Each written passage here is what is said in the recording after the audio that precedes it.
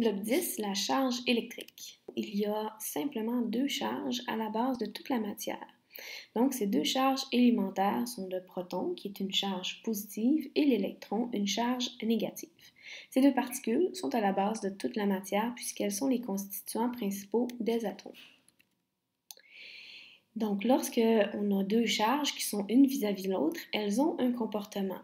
Deux charges qui sont de signe contraire vont s'attirer. Deux charges qui sont de signe identique vont se repousser. Donc, si on a une charge positive et une charge négative, elles vont s'attirer puisqu'elles sont de charge contraire, et des charges identiques, donc deux négatifs ensemble ou deux positifs, se repoussent. Notez le dessin, on voit les charges qui sont suspendues à un fil et les fils nous indiquent si les charges se repoussent ou s'attirent. Dans l'examen du ministère, souvent c'est illustré de cette manière-là, le comportement des charges. L'électricité statique maintenant, donc les protons vont former les noyaux des atomes. Ils ne peuvent pas bouger dans la matière, c'est extrêmement important de le noter. Autour de ces protons vont graviter des électrons. On les a déjà vus dans le modèle de Rutherford-Bohr par exemple, mais ces électrons-là peuvent être libres et peuvent sauter d'un atome à l'autre sans problème. On dit que les électrons sont des charges mobiles.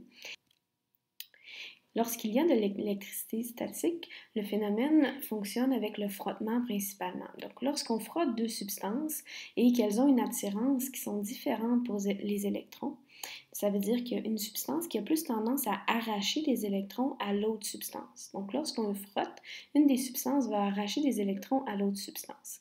Très important, les protons, donc les charges positives, ne bougeront jamais. C'est simplement les électrons qui vont transférer d'une substance à l'autre.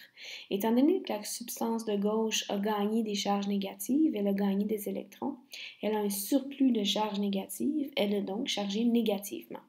À droite, elle a perdu des charges négatives. La matière est positive. Très important, elle n'a pas gagné de protons. Le nombre de protons est resté le même, mais elle a perdu des électrons. Donc, étant donné qu'il y a moins d'électrons que de protons, il y a moins de charges négatives. La substance est donc positive. Dans un conducteur, il y a de l'électricité lorsqu'il y a de l'électricité dans un conducteur, ce sont des charges qui se déplacent. Si on veut maximiser le transport de l'électricité, il y a quelques critères à suivre pour que les charges se déplacent plus facilement. Le premier, c'est d'utiliser un matériel qui est bon conducteur, comme du métal. Il y a même des métaux qui sont meilleurs conducteurs que d'autres. Si on utilise un matériel isolant, les électrons ne pourront pas circuler à l'intérieur du tout.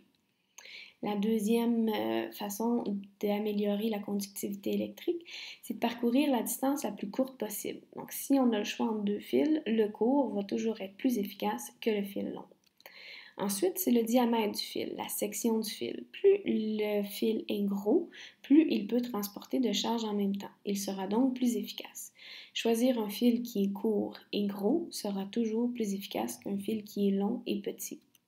Finalement, on peut garder la température la plus basse possible. Les électrons circulent mieux lorsque la température est basse que lorsque la température est haute. C'est pour ça que dans les ordinateurs, par exemple, on va s'assurer de bien ventiler pour qu'il n'y ait pas de surchauffe. Lorsque ça chauffe trop, la conductivité diminue.